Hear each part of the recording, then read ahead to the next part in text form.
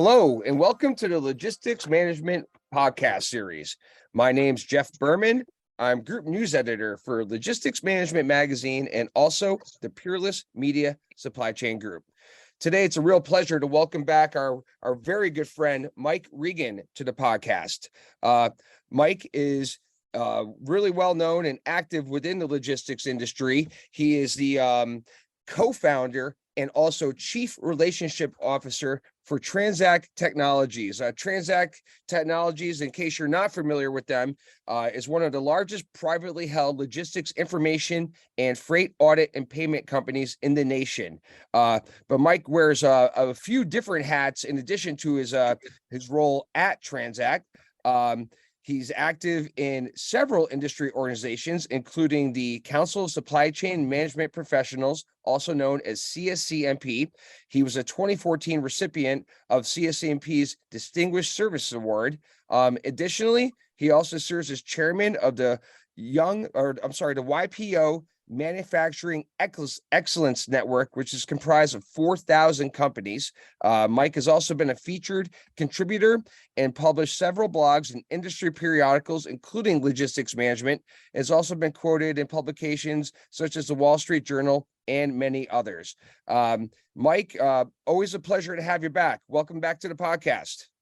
Jeff, listen, it's a real honor and privilege to be speaking with you once again. And you guys at Logistics Management and the Peerless Supply Chain Group do a great job of covering what's going on in the industry. So delighted to join you for this podcast. Yeah, thanks so much. I really appreciate your kind words. Mike, before we jump into sort of, I guess, what we'll call the nitty gritty or the ins and outs of what's going on in the industry, for those that are listening in, they may not be familiar with TranzAct. Can you sort of provide a top level overview of the company for them? Sure. Our objective at TranzAct is to help shippers improve their profitability. How we help them improve their profitability is by helping them reduce their transportation and logistics costs, but more importantly, also through our consultative group, help them improve their supply chain processes, which help them grow their business or do what they do more effectively and efficiently, and add it all up and you get a better bottom line when you're dealing with TranzAct. Very briefly, Jeff, you mentioned we started off as an audit and payment company. We made some acquisitions, a company called Numerax way back when, which got us into the rating side pretty hard. Numerax was the grandfather of all rating engines. And that got us into our Freedom Logistics offering, which was to basically help companies use our capacity and expertise in the rating area to help them lower their LTL cost. Today, the Freedom Logistics Group, as well as our Transportation Management Services area with the technology play, has morphed into helping companies in what's known in the business as managed services, where we can come in and perform specific logistics functions. And then finally, we've got our Supply Chain Edge Consulting Group, and then our CSS Brokerage Group, which is a boutique brokerage which does a great job helping shippers move those hard to move loads. So that's TranzAct today, Jeff. Oh, yeah, I appreciate the overview. Really a full service operation, to say the least. Right. So, Mike, let's sort of start at the top. A lot of times when I talk to people like you, I like to sort of get their sense of how they're seeing what I'd like to call the freight economy. And in other words, it's sort of the intersection of how the freight economy is matching up with what's happening with sort of many of the key economic indicators out there. I'm thinking things along the lines of inflation, retail sales, demand levels, what's happening with manufacturing, industrial production, the return to services-based spending. I mean, there's so many things going on right now that impact and influence freight spend, freight volumes, etc. Why don't you just take a few minutes, Mike, and sort of let me know how you're sort of seeing the lay of the land as it relates to that? Sure. Right now, Jeff, let me cut right to the chase and say, I don't think anyone who's tracked the industry for any length of time has any doubt that we are, in fact, in the midst of a freight recession. Mm-hmm. Okay. And we have a group that's known as the Supply Chain Huddle, where we bring together senior shippers on a every other month basis to go over what's going on in the industry in specific areas. And we have a noted economist that frequently joins us, Walter. And Walter pointed out that his prediction from July of 2022 was that you'd see a consumer recession followed by a freight recession, leading to a full-scale economic recession. And the conditions that Walter outlined were absolutely there in 2022. He nailed it. And we are in the midst of that freight recession now.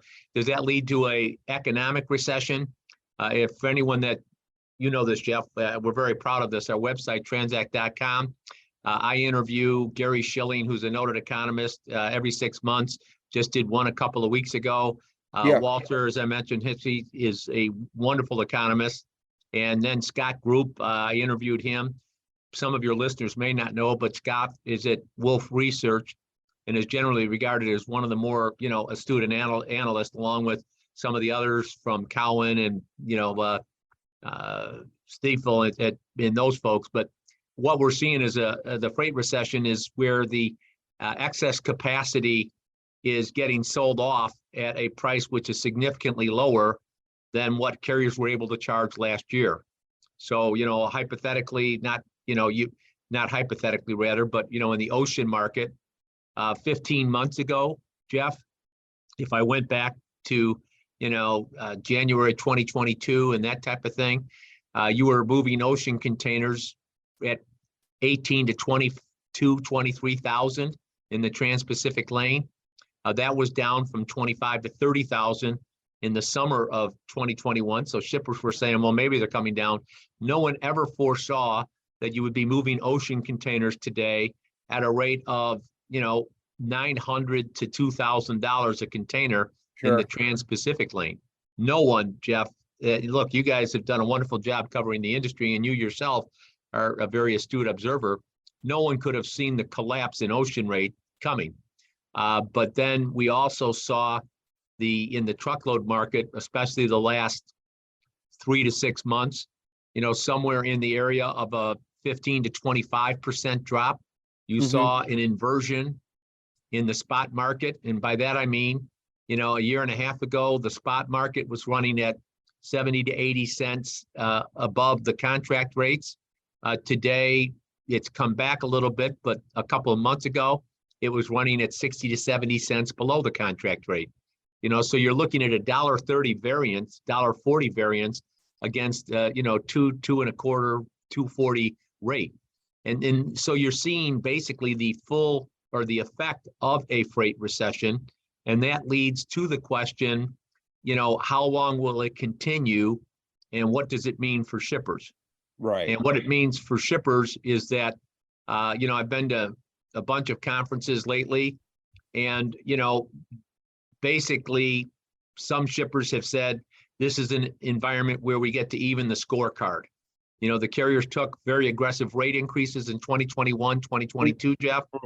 Shippers are seeking very aggressive reductions on the backside. Now, that has been applicable in the truckload market, and in the LTL, that's really basically been a very interesting market. Normally that will move in tandem with truckload, but this time it hasn't. If you had really good rates, you're an LTL shipper, you may see flat rate or a potential small decrease. If you're a shipper that has, okay average rates, we have seen opportunities and help support some companies reduce their LTL cost by 12 to 15% by aligning their freight with the right carrier. So that's an overview, perhaps more than you bargained for, Jeff. Oh, but that's what we're seeing in the freight markets right now. It's terrific. You in turn essentially answered my second question as well. So, and just to take that a step further, Mike, you had touched upon sort of what was happening when we look at the intersection of contract and spot rates. Obviously, it was a very different or unusual story when we saw spot really shoot up, especially going back more than a few months now. Putting that in one bucket, how do you view sort of the current capacity environment? Everyone especially over the course of the pandemic, would continue to mention and indicate, truck availability for so many different reasons was, I don't want to say scarce, but close to scarce, right? How we look in capacity wise now, would you say, in comparison? Yeah, I think the general consensus, Jeff, is that there is lots of available capacity. Yeah. And you see that in the tender acceptance rates, that publishes and Truck Stop publishes. Yeah. And you've seen some other indications that as much as the carriers have tried to retrench, they're also looking at the fact that, I'm on the board of the National Industrial Transportation League as well. Yes. And the chairman of the Highway Committee is a good friend of mine, Jeff Tucker. Jeff does a great job of saying that what's really kind of interesting about the transportation world is the compression of cycles. So in 2015, the market was super, hot. 2014, 2015, 2016, 2017, the market was soft. 2018, it was hot. 2019, cold. And what, normally these cycles played out over a 4 to 6 year period. Now they're playing out over a 2 to 3 year period. Yeah. So consequently, if I'm running a truckload carrier, and I serve on the board of a publicly traded carrier, and I get all sorts of analyst reports just because I like reading them. The Knight Swifts, the Werners, the Schneiders, the Universals. We have to protect capacity in anticipation of the market coming back. So that presents a very interesting challenge that Jason Seidel from Cowen has talked about. Is the carriers now are not getting the margins they were getting a year ago. And maybe those margins, instead of 18, 21%, that freight is moving at a margin of 7 to 9, 10%. Okay. So that's what's going on that shippers need to be fully aware of. Okay. Yeah. Well put.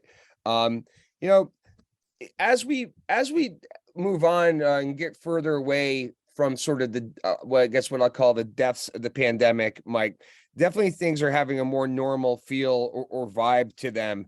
Would you say we're officially at the point of, if we're not at it, getting closer to a supply chain reset of sorts as things normalize? And the reason I ask that is because you're seeing a lot of indicators. I'll use import volumes. There's a report from Descartes that came out earlier this week talking about how US bound imports in January, for example, were at pre-pandemic, in fact, at January 2019 levels. So I don't want to directly tie this to that import stat, if you will, but just on a more of a general feel basis. Do you think we're approaching a normalization of sorts, or do we have more of a way to go, do you think? Jeff, that is a great question. And I wish I could give you a better answer than the one I'm about to offer. Because the one I'm about to offer is, I think so, but I don't know for certain.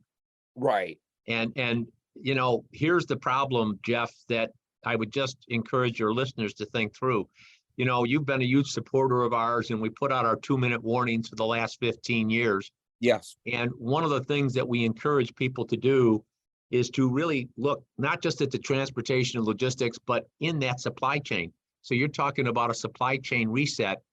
And I think what's happened as a result of COVID, it's opened up a world of possibilities that people didn't know existed. Mm-hmm.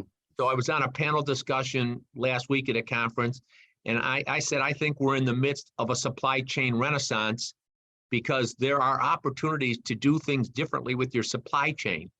But going back to your question about the reset, the thing that has me concerned, which is why shippers ought to be, but very few are, doing any kind of scenario planning and asking the what if question, is there's still some, what I call headline moving events that could occur that could basically throw supply chains into chaos again.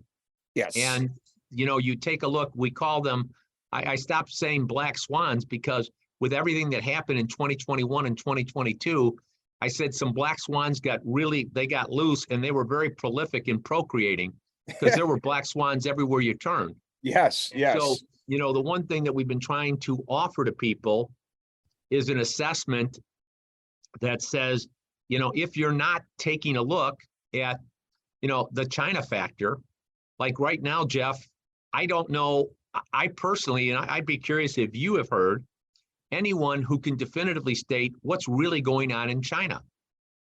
Yeah. And that is the world's, second largest economy. And, we see Walter Kimsis, that the economist that I talked about, Yeah, has sure. done a Walter great Kemsey. job. Yep. Yeah. Of basically opening our eyes. The port of Shanghai and Ningbo and Shenzhen, collectively move close to 50 million containers, pre-COVID environment, right? Well, you shut those containers, those ports down for 3 months, like the Chinese did, or 2 months, you'd expect a huge backlog. But another friend of mine, Ron Murata from Houston Logistics, pointed out the backlog when things started coming back online was, 100 to 200,000 containers, which means that no one foresaw just how significant the shutting down of China was and has been. And so consequently, no one can answer what happens if China comes back on full stream or when China comes back on. And so when you talk about the Great Reset, you have the China variable, as well as things like, the China-Taiwan issue, the Russian-Ukraine issue. We see things, for example, on the horizon in the US. Is UPS going to strike when their Teamster contract expires? There's issues at FedEx with their pilots. And so these are what I call headline moving events that smart shippers are at least putting on their radar screen and asking, if this occurs, how will it affect our company? Mm-hmm. And what do we need to do when these things happen? Does that make sense, Jeff? Absolutely. And that's a really good list.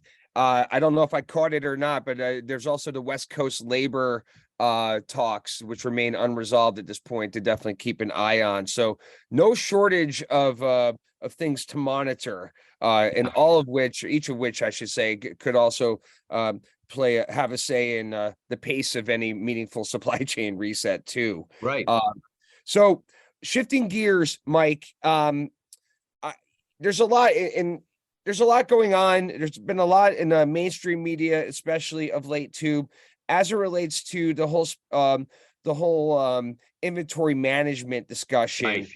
Just based on inventory levels being so high over the course of 2022 and into this year, coupled with lower import volumes, especially into the West Coast ports from China, as you know, so China remaining that wild card.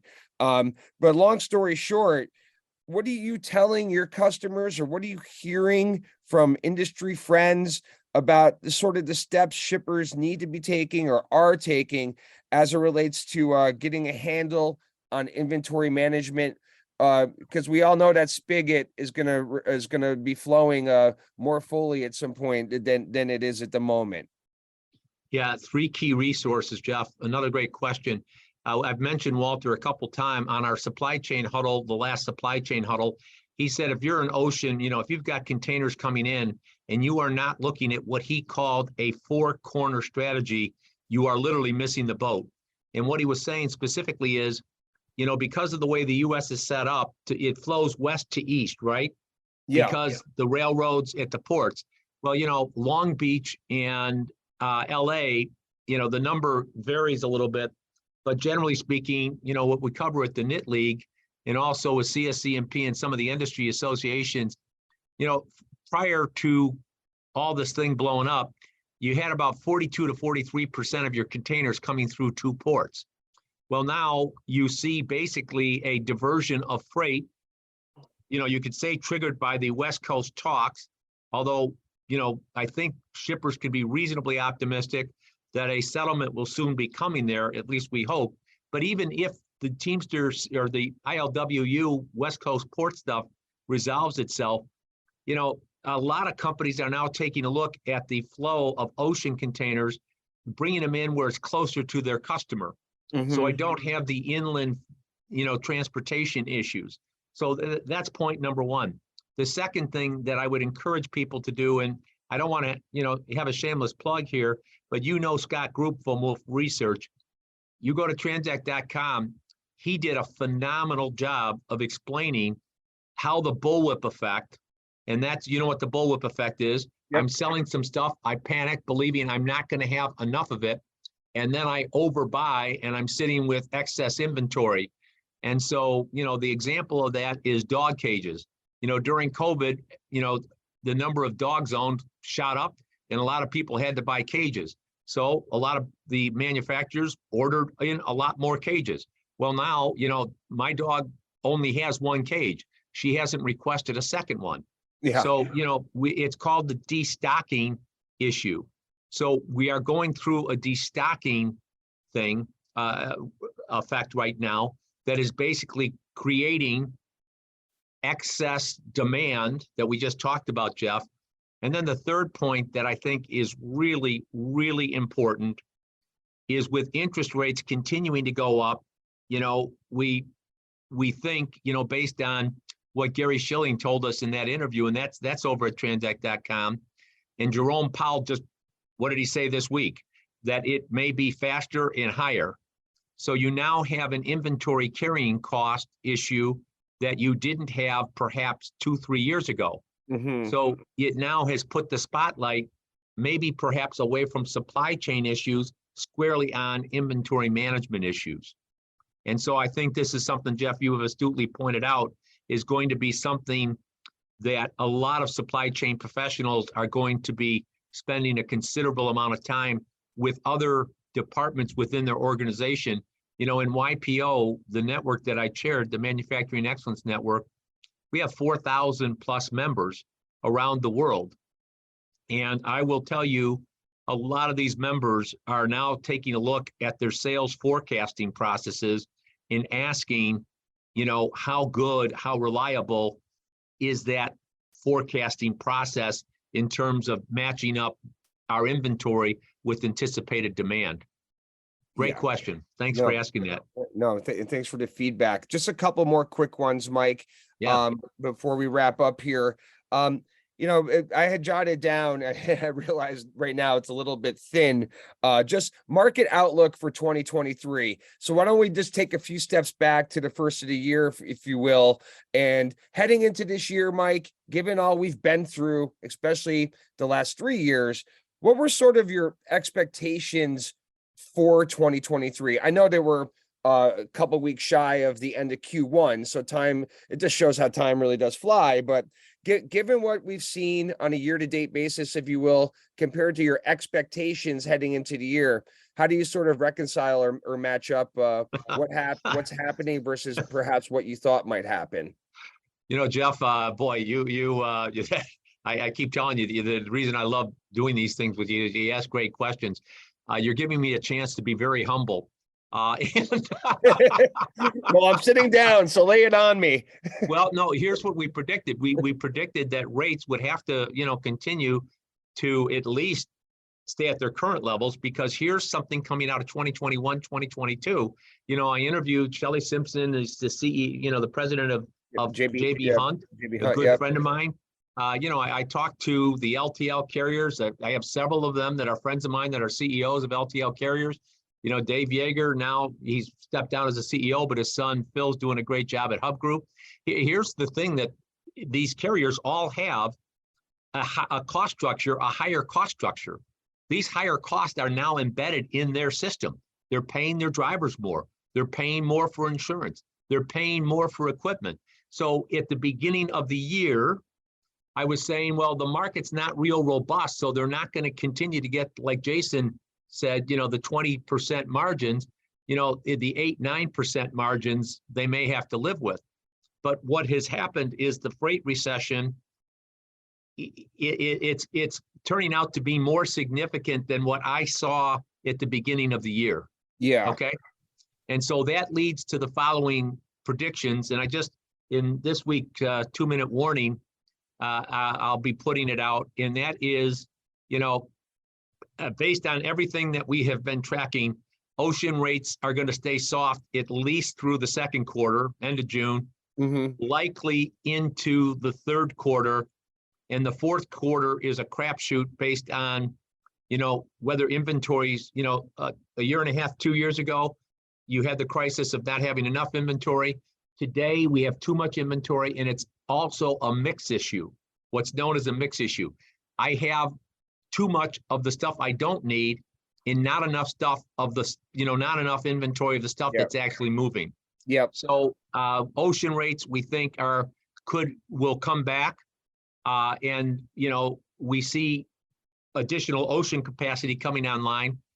Truckload rates, we're seeing the spot now start to move up again, which tells us that there is a window to lower your rates, but that window is in fact closing.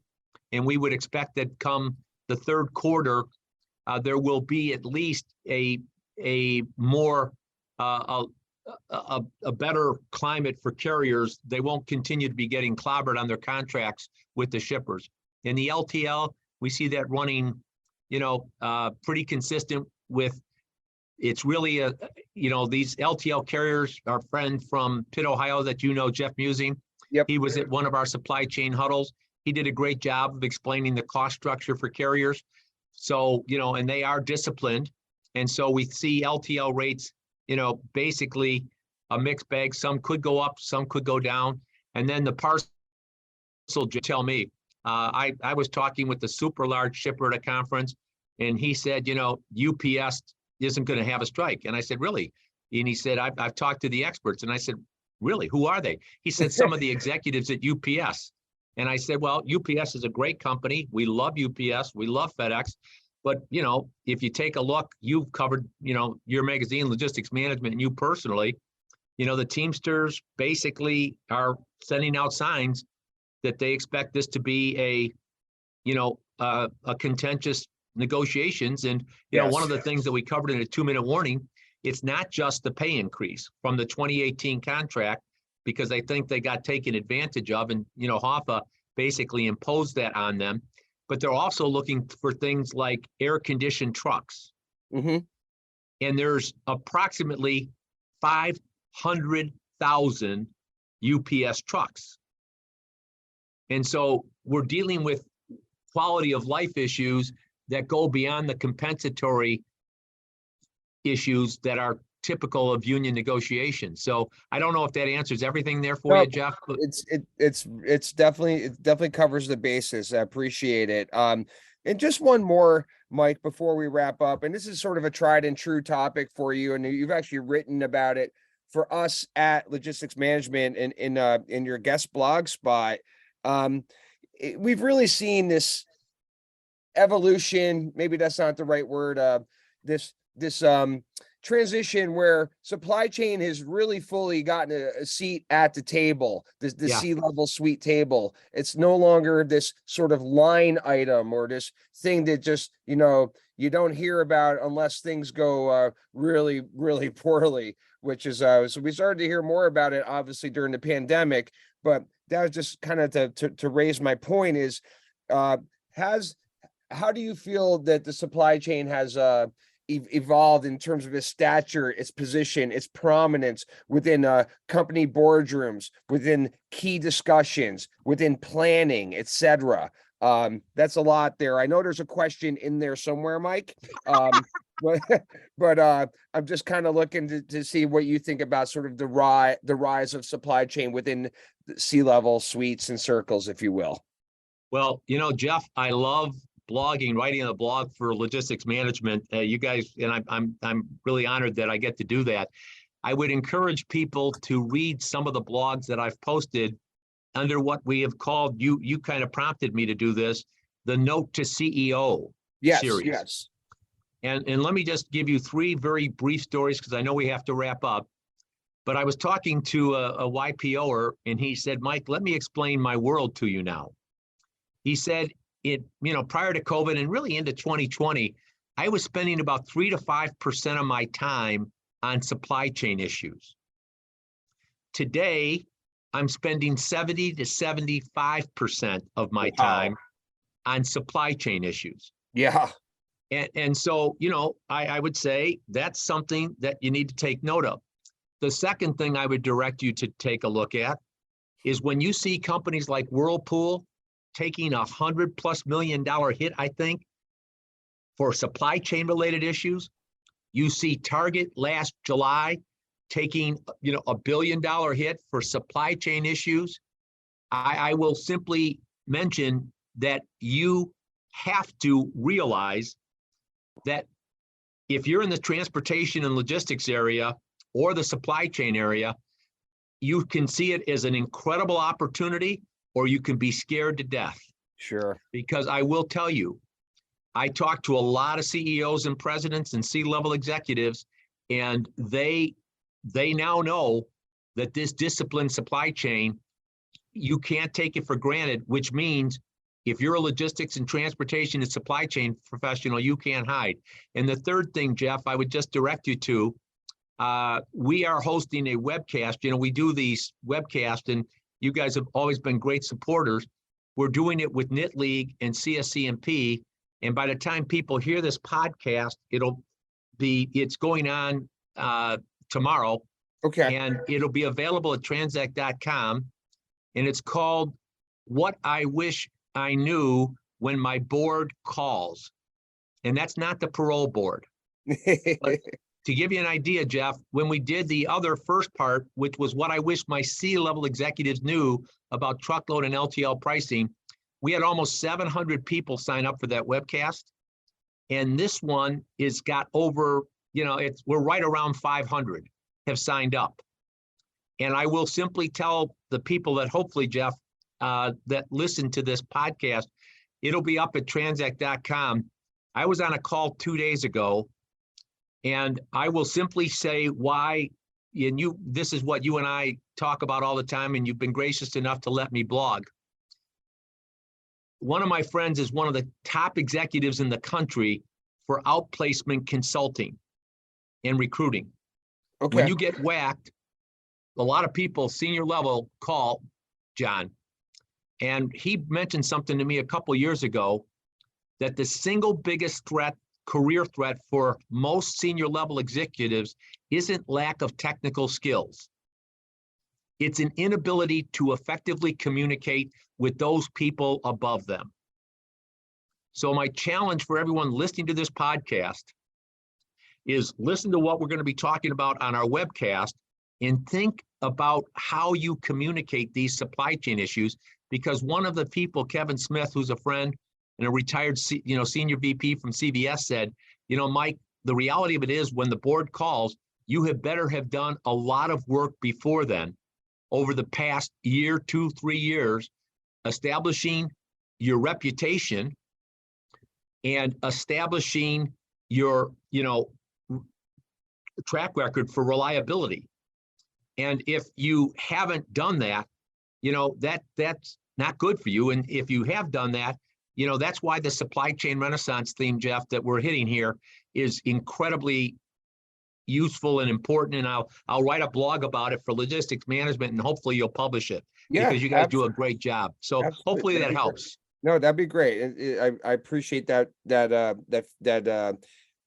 feedback, to be sure. But Mike, that brings us to the end of our time for today's podcast. So on behalf of Logistics Management Magazine and the Peerless Media Supply Chain Group, I'd like to offer up a big thanks for joining us again. This is at least your second time on the podcast. So we obviously look forward to having you back again, hopefully later this year. And also, I just want to quickly tell the audience to please feel free to go ahead and visit the TranzAct Technology site. It's TranzAct.com. Is that correct, Mike? Yes, it sure is, Jeff. Okay. And also Mike had mentioned that he has written a number of blogs over the years on our website at logisticsmgmt.com. So I would encourage you to go check them out. All really good information and commentary from Mike there.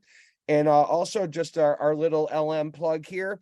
For those of you on Twitter, please go ahead and give us a follow. It's simply at logisticsmgmt. And for those of you that are not currently subscribing to the podcast, please go ahead and do so wherever you get your podcasts. All you got to do is punch in supply chain 24/7, and it should come right up. And please subscribe. But we'd love to have you join us. So that's it, everyone. Thanks again, Mike Regan, for joining us today. And thanks to all of our audience for listening in. Have a great day, and we'll see you next time. Thanks, everyone.